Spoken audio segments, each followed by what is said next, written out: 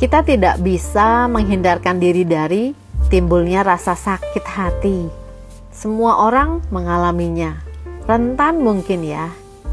Ada yang mengalami sakit hati sebentar aja sudah langsung down, ada yang biasa aja. Tapi ternyata kita punya pilihan loh.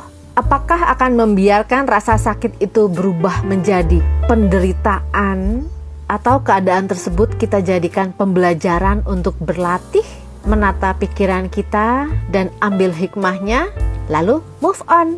Jadi, rasa sakit adalah hal yang tak terelakkan. Tetapi rasa sakit itu akan menjadi penderitaan atau tidak, itu adalah sebuah pilihan.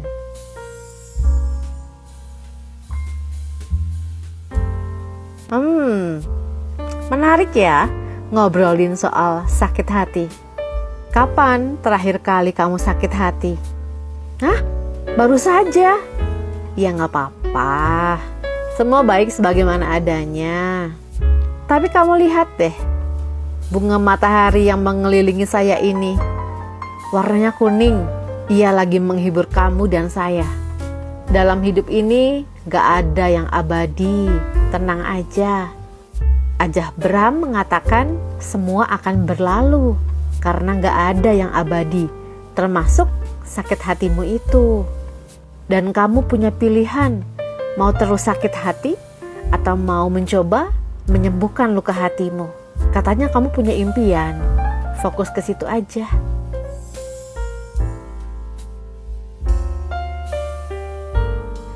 Lihat layarku penuh dengan bunga. Warnanya kuning semua. Itu lambang keceriaan dan kemakmuran. Sakit hati itu datang dan pergi. Dalam hidup ini, ya memang kita pernah sakit hati. Tapi banyak juga kok kebaikan yang sudah Tuhan berikan kepada kita yang bisa kita syukuri. Kamu mau fokus kemana? Itu pertanyaannya. Yang tidak dapat kita ubah, kita terima saja sebagai hasil dari tarikan getaran vibrasi kita di masa lalu. Ambil pelajarannya dan kembali ciptakan masa depanmu. Setiap saat kamu lagi menciptakan masa depanmu melalui pikiran dan perasaanmu. Dan yakini semua akan baik-baik saja. Tenang, ada Tuhan.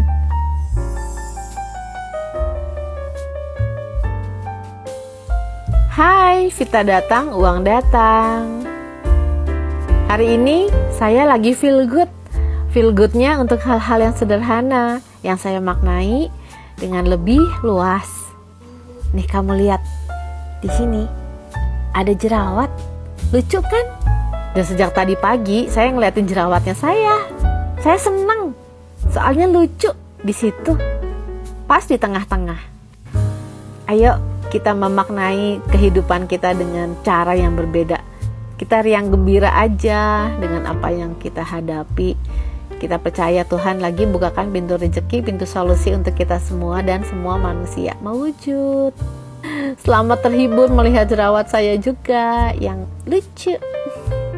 Dah, jiwaku mencintai jiwamu.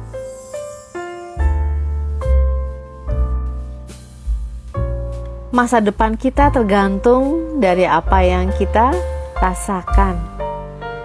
Di antara begitu banyak kejadian dalam keseharian, bisa aja kita mengeluh atau kesal. Tapi di balik itu juga, kita dapat melatih pikiran kita untuk fokus ke hal-hal yang dapat kita syukuri. Masalah terlihat besar atau kecil, itu tergantung pola pikir kita.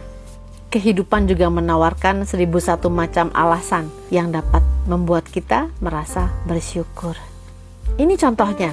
Layar saya penuh dengan buah-buahan, sayur-sayuran. Layar ini menghibur kita. Sekarang kita latihan kesadaran ya. Di antara semuanya yang ada di layar ini, mana yang paling kamu suka? Pisang, jeruk, tomat, atau lainnya? Tulis di komentar ya.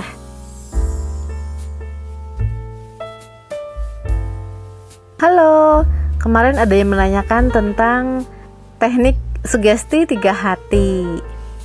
Pertanyaannya, kapan sih kita perlu melakukannya? Sehari berapa kali atau hanya cukup 1 kali aja? Oke, semua pensugestian itu menurut saya kapanpun dilakukan juga akan baik ya, akan bermanfaat. Tapi saat melakukannya kamu perlu feel good, ngerasa senang, gembira, dan yakin bahwa impianmu akan mewujud jadi kenyataan. Kan saya infonya sebelum tidur sama pas baru bangun. Tapi kalau mau lebih rajin ya lebih bagus lagi. Tapi ingat ya, perlu feel good, merasa senang, gembira saat menuliskannya. Selamat mencoba.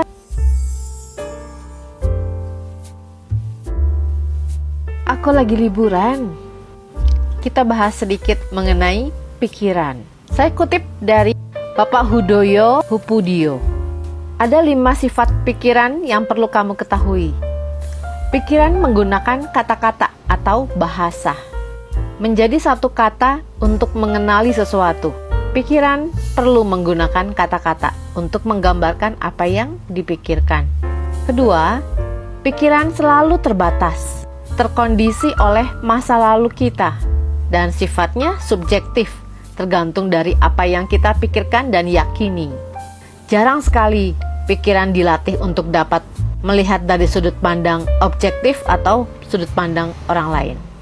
Ketiga, pikiran menciptakan dualitas psikologis, benar atau salah, baik atau buruk, indah atau jelek, yang dalam kenyataannya tidak ada.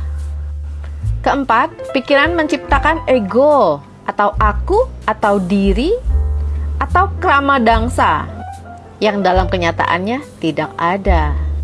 Kelima, pikiran menciptakan waktu, masa lalu, masa depan, yang dalam kenyataannya tidak ada.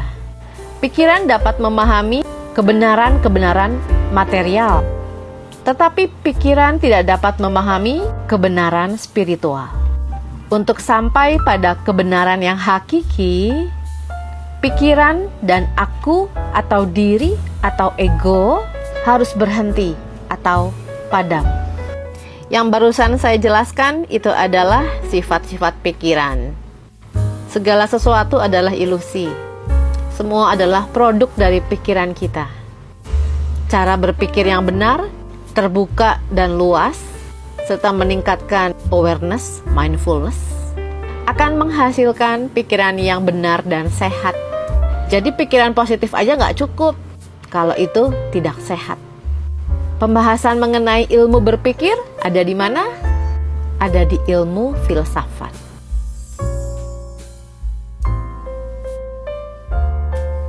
Bunga mawar ada durinya, tapi kita bisa memegang tangkainya yang tak berduri.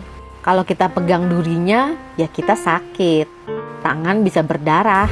Tapi kalau pegang bagian yang tidak ada durinya, ya tangan kita nggak sakit. Sama dengan berpikir. Kemarin saya kaget juga sih, ada yang komentar tidak seperti yang saya harapkan di VT saya tentang teknik 8 mata angin.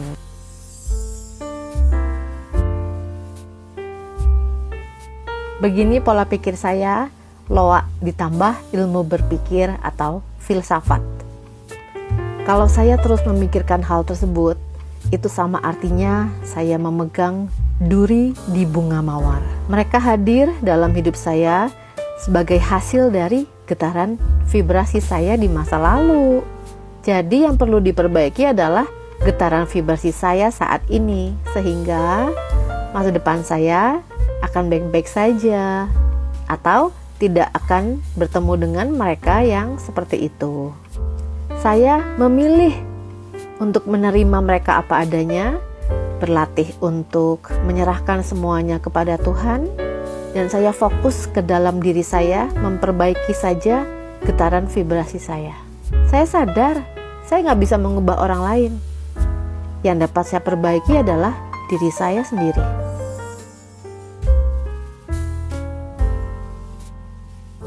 Buat yang kemarin tanya mengenai teknik sugesti 8 mata angin. Pertanyaannya adalah, apakah bisa cuma menulis langsung dapat uang banyak? Ya nggak bisa lah. Pakai logika aja. Tanpa memperbaiki getaran vibrasi kita, yaitu pikiran, perkataan, perasaan, perilaku dalam keseharian, nggak bisa cuma nulis aja dapat uang banyak. Itu sih maunya kamu, mau yang gampang, mau yang instan. Tapi nggak ada yang instan dalam hidup ini. Ada yang namanya keseimbangan dalam hidup. Mind, body, and soul. Kendala utama yang menyebabkan impian tidak mewujud adalah banyaknya pikiran negatif, pikiran liar yang lalu lalang di benak manusia. Semangat!